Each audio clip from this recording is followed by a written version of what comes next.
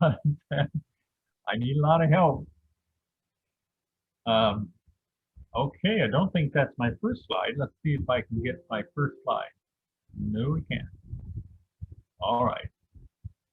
Okay. Well, actually, the Sioux Naturalists were started in 1954. And I can remember in 1954, I was 13 years old. And I was really loving being out in the bush. I saw birds and I liked the idea, but I didn't have anybody in my family who was interested. My dad and mom were busy. And then lo and behold, I came upon these people who were forming a naturalist club. Now, it was not in Sault Ste. Marie. It was another small town. But Saturday morning, these kindly people would pick me up. And at the time, I thought they were pretty old. They were probably just 40 and 50 years old, and probably not nearly as old as I am now. But at the time, they seemed very old. But I didn't care because they would take me out and look for birds. And of course, compared to what Sam is undergoing with all of this stuff, it was not nearly as exciting, except the fact I love being out there. I love being with the birds. I love being with these people because all the time we were out there, we were talking about natural events, mostly birds, but every time they saw a snake or a flower, it was really wonderful. And I still remember with a lot of positive thinking how great those times were. And that's what happened here in Ontario back in 1954. People getting together. And in this case, because it was right on the border, it was a natural to associate with Ontario Nature and Michigan Audubon Society. And over the years, most of the time, that's been a very positive relationship. Although this past work in organizing this time here was maybe we've had a little bit of a bump with Michigan Audubon Society. But over most of the years, that's been a good time. It's worked really well. And with the advent of COVID, of course, things have been interrupted. So we haven't been able to meet with our friends from Michigan for a long time now. We haven't been able to go over there, but we're looking forward to when that will come back. And like that club that I belonged to all those years ago, 66 years ago now, everybody had a variety of interests. We looked at plants, we looked at butterflies, we looked at birds, and that's exactly the kind of club that we have now. And we have outings with various things in mind, various ideas in mind, various places to go. And every week we have an outing, which takes a lot of hard work. And you'll see the names of our outing committee there, Val Walker, Barb Scott, and Renee Wininski. And this is just one example of a field trip that we set up to the Whitefish Point Bird Observatory in the spring. So this is very common. Every weekend we're going somewhere and looking at something with everybody who wants to go. We had to suspend, of course, in COVID, but we hope to get back to our regular outings once COVID gets over with.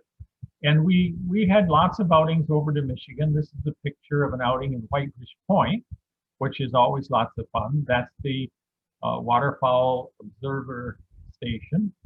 And then, of course, on the left is happens to be right here in Ontario, down in the area that the Carter and the Kensington Conservancy owns. So lots of really great opportunities to go out, lots of opportunities to be together and learn from each other. And then we prepare a report from each outing.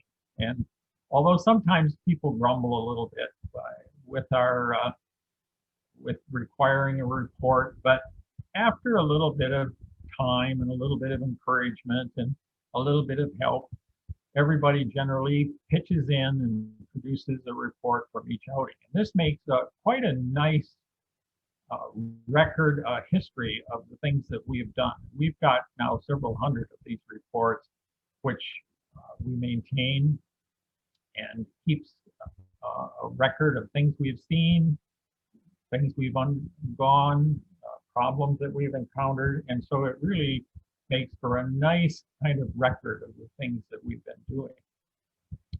And so one of the things when the pandemic hit and we couldn't go out together, we asked various members to make a report on their own adventure. And we called them Waiting Out the Pandemic Vlog.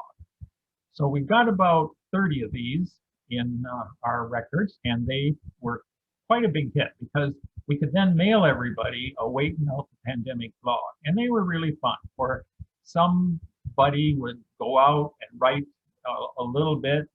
This one on the left, for example, that's the extent of the writing. There's one or two more pictures. So it's not too long and not too onerous. And then Val Walker, who is a prodigious worker on helping get these things out and making them look good. A lot of this is Val's work because she has a great skill to make these things look good. So once you've written one of these reports and it goes out, you're really proud and you think, wow, I did that. And so that's been a really very, very positive thing.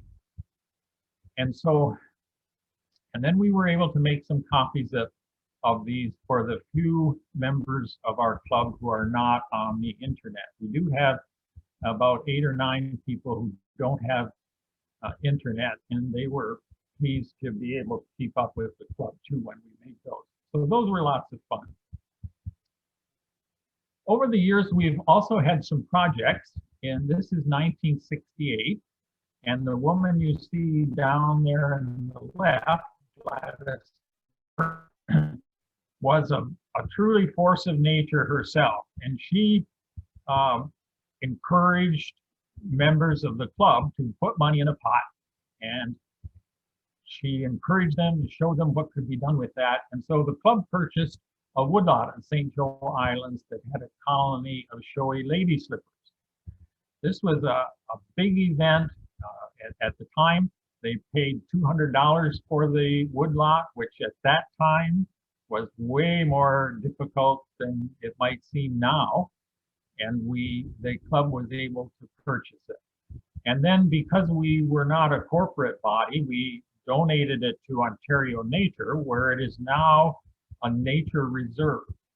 And we named it a nature reserve, and it was named a nature reserve in 2017, called the Bulwark Nature Reserve. And that's because of Gladys and her indefatigable work on the nature reserve. We've had lots of outings out there. We've had a large study of the plant species. The Ontario Nature people have been up, and we've had lots of work recording the nature events on the Bulwark Reserve. So that's been a really positive thing.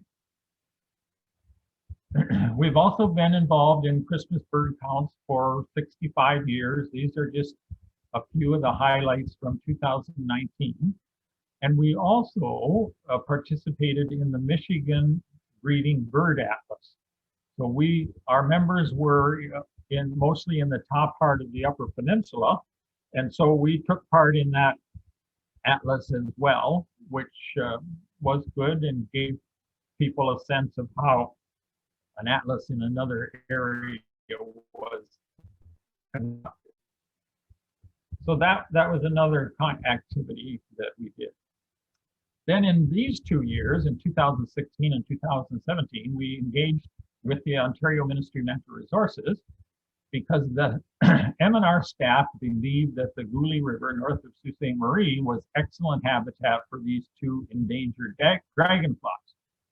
So they gave us lunch money and gas money, and they suggested that it would be a good outing to go up the Goulet River and search for exuvia, shed larval skins of dragonflies, because as it turns out, there are people who can identify the exuvia 2 species.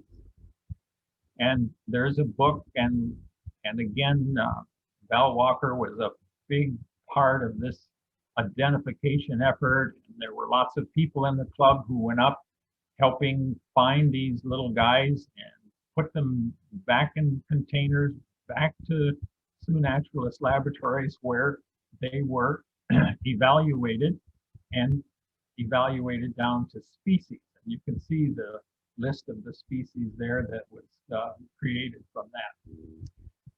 But no pygmy snaketail or clubtail were found. But it was an interesting project for the club, and at least then negative results have value as well as positive. So we felt like that was important in the sense that although it looked like good habitat for these dragonflies, in fact, they were not there. So that's part of the record, part of the understanding of our environment, and equally as important as if we had found some of them. Another project that we're working on is we're trying to eliminate garlic mustard from a local park. You can see on the right, this is a local park within an area of housing development. And we wondered if maybe because it was smaller, we might be able to get after the garlic mustard. And garlic mustard, of course, is a terribly invasive plant that just takes over the local flora.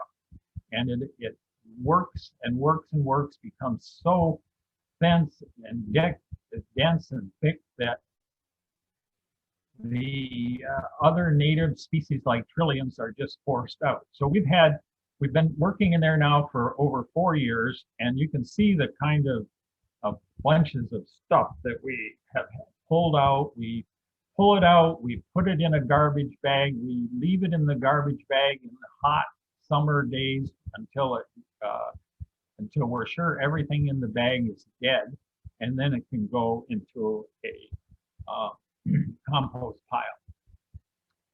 We've also been studying our work.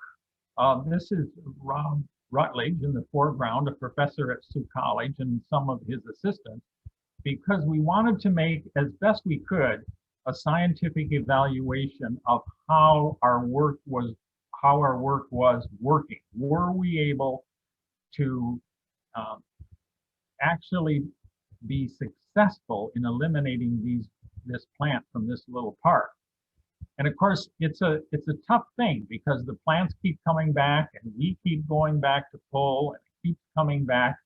But now, after over 4 years of doing this, we think we are making a little progress. And if we can keep going and keep working at it, we might be able to basically eliminate these plants from this little park.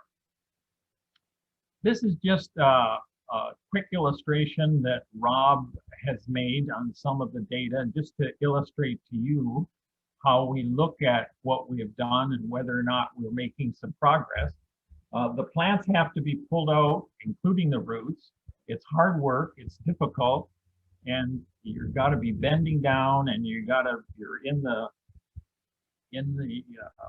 dirt sometimes, and it's really hard. But it looks like maybe we are making some progress in that we're getting a little bit of what may be progress. We've had some decline and some increases, as you can see here in this color coded.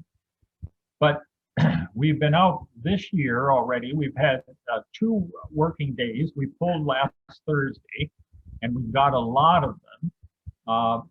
On Saturday, there was some more evaluations made, and what's happening there is, excuse me, some of the homeowners that are adjacent to the park on private land, we couldn't really go on their land without their permission, and there still is a bit of ring of garlic mustard around the edges of the park. So this is another challenge that we've got to work on and see what we can do and see if we can make a difference there. The other thing interesting to tell you about is the saga of the chimney swifts. This chimney at the courthouse was a resting place in the spring for chimney swifts. There wasn't much actual nesting in there, but it was an important place for them to overnight in the cold spring weather, like just like the weather we're getting right now, where it goes down to +2 or -1, and they were in there in their thousands. And then somehow, sometime during the fall of 212, the chimney was capped. And I don't think anybody capped it just because they were against chimney swift. They just had no idea. And so when Sunat's birders started looking for the chimney swifts in spring, they were not there. And the cap, when it was hard to tell the cap was there. All we knew is the chimney swifts weren't there. They weren't going in the chimney. And for years before that, watching the chimney swifts was an event in Sault Ste. Marie in late May. And I'll show you here what it was like. This is about a minute. At first, it's you don't see too much, but stick with it because you're going to see the chimney swift going into the chimney.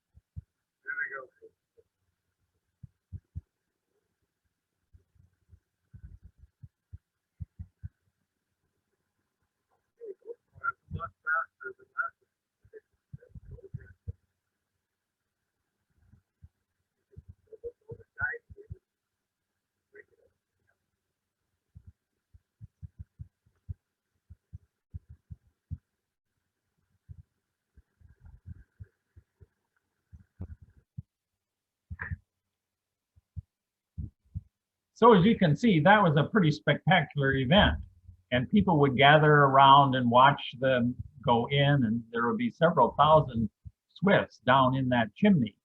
And so you can imagine how we all felt when we learned the chimney was capped.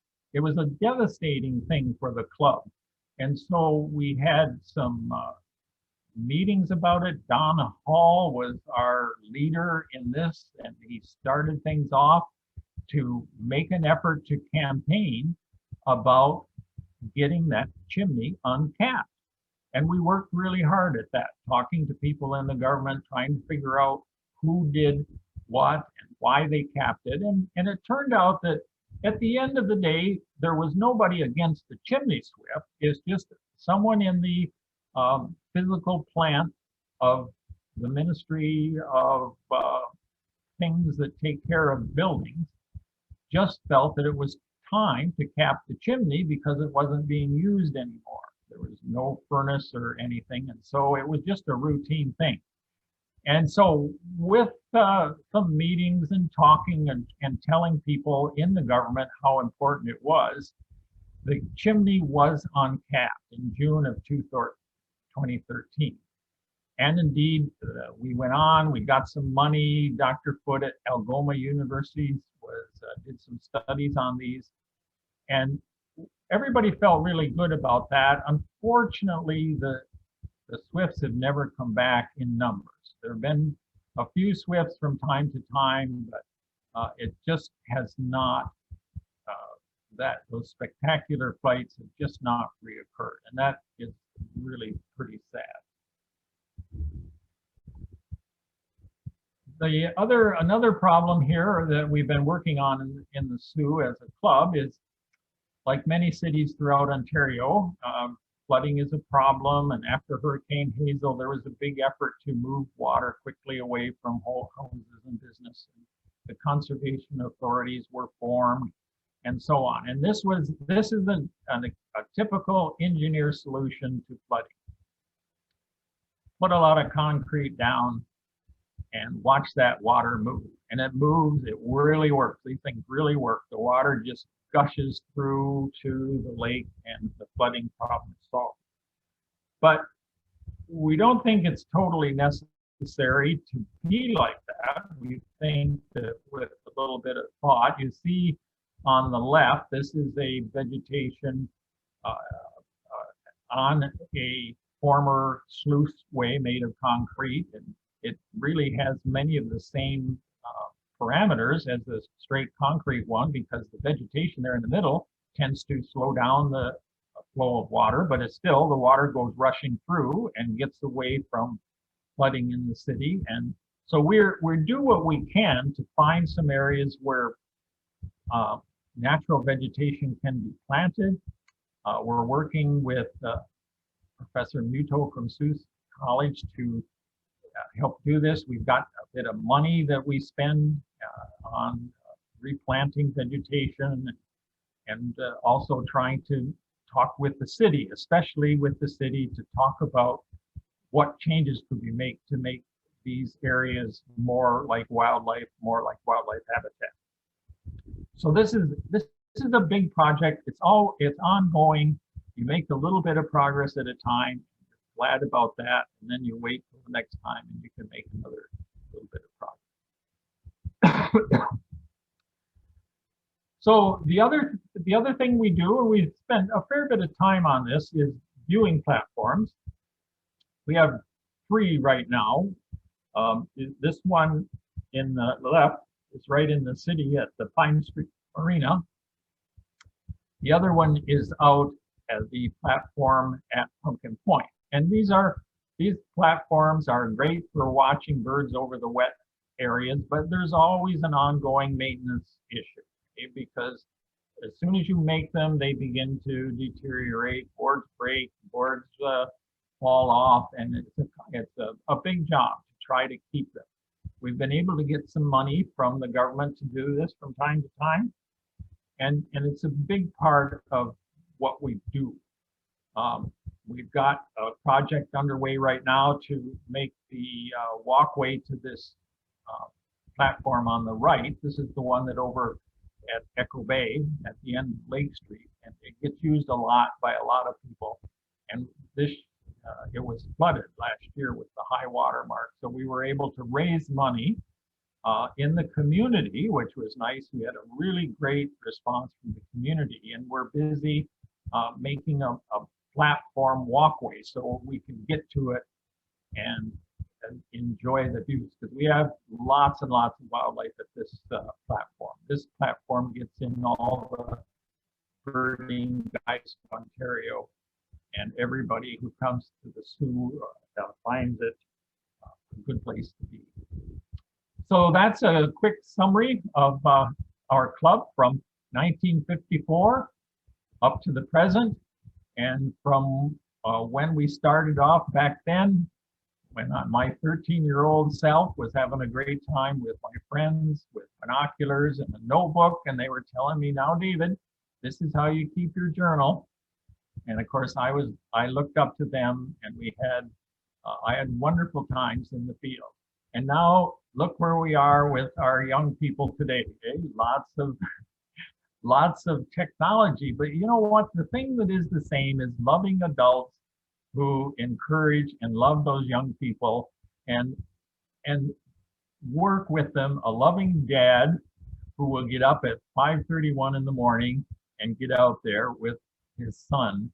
And it sort of shines through over the 66 years since then about how much we all love nature, how much we love birding, even though the technology is so different. It really, underneath all of that, it's the same thing as it was then. The love of birds, the love of people working together. And I think that's something we can always treasure and never forget, that beautiful relationships between ourselves and nature, the youngsters and the oldsters, the ones who are up to date on technology, and the old guys who continually make mistakes in it. But anyway, what all runs through it is love of nature and each other, and I think that's pretty special.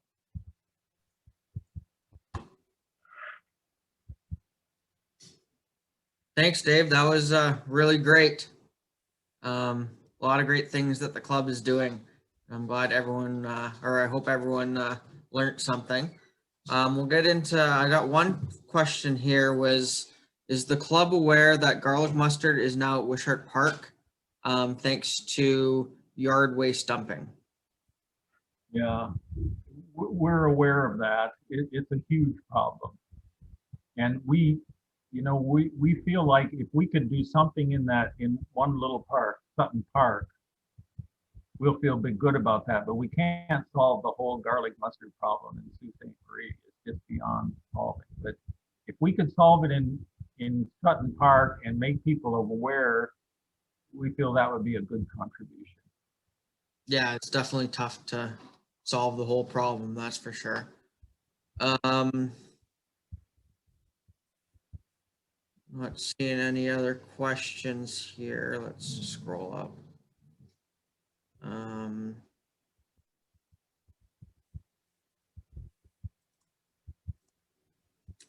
One last call for questions for Dave.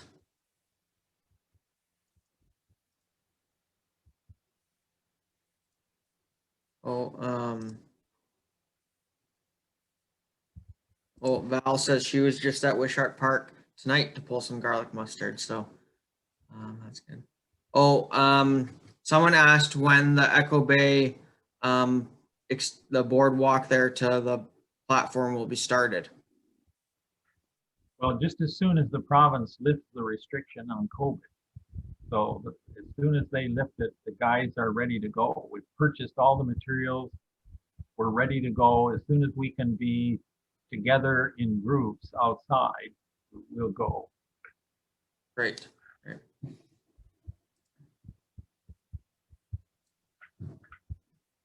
Okay, well, thanks again, Dave. That was fantastic. And thanks to everyone who came out tonight for the second evening of the OFO Sault Ste. Marie Birding Festival.